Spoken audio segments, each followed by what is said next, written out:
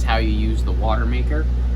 We just started the generator, and we already went through all of our switches that we showed in the previous how to use your generator video, so refer back to that if you're stuck. But we have our gen set on here.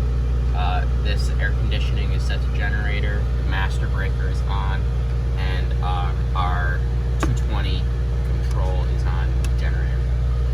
And yeah, that's it so far. But we want to turn the Watermaker on here. So the first thing we're going to do, it doesn't really matter which one you do in order, but switch on the Watermaker switch, clearly labeled. And then down here, you have two options. You have shore and generator. Generator does not do anything, neither does off. These are both off switches. Shore is actually getting power from generator.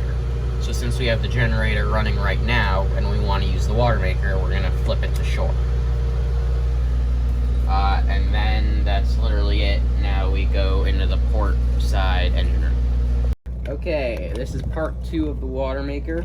I am now in the port side engine room. And just before we get anything going, some things to note is we typically get around 400 to 500 gallons out of the filters, which I can take the camera, are located down here. These are our 2 filters. And the 2 clues to know when to change your filters are, 1, when this second filter here is not full of water, so the water level is only about halfway up. That's one clue on when it's time to change the filter. And the other one is when the Watermaker is just being louder than normal. Okay, so that's the only background knowledge. And then this is our panel right here on how to turn it on. Alright, let me zoom in so we can see the panel. Okay. The instructions are literally right here if you ever need help on if you're stuck anywhere, but this is just the basics on how to turn it on relatively quick. So you have 2 switches. You have the boost pump and you have the high pressure pump. The boost pump you're going to turn on first, the high pressure pump you're going to turn on second. And then this nozzle right here, you can flip it 90 degrees from pointed left to straight down. When it's pointed left, it's going into the tank. When it's pointed down, we should get some water coming out of the test tube here. The only thing that you really need to know and check before you turn it on is that this this screw right here, this controls the amount of PSI that the water is being pushed through the Watermaker. You want this screwed all the way out. Just loose, not...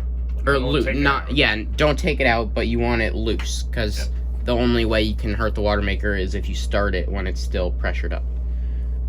So that's loose, and this is set to test, so now we're ready to go. I'm going to turn the boost pump on first. The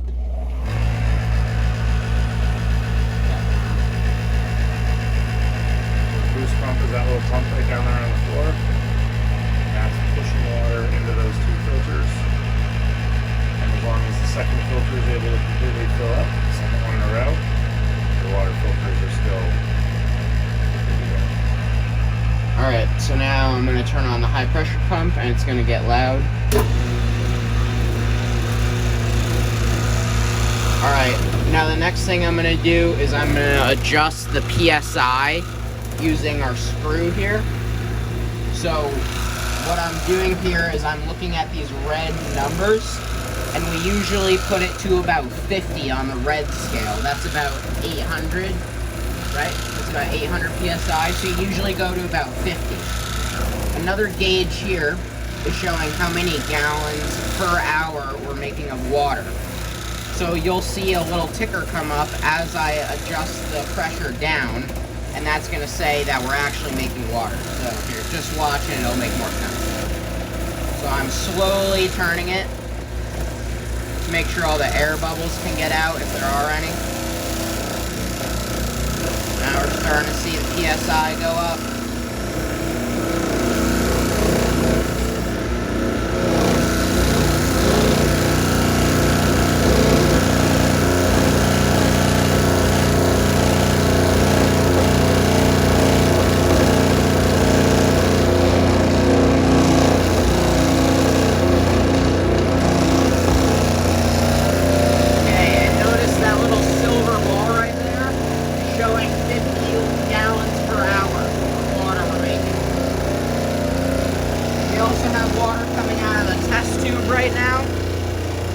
low for a few seconds and then taste it. And as long as it's not salty, it's fine. But it's gonna taste bad, but as long as it's not salty, it's fine.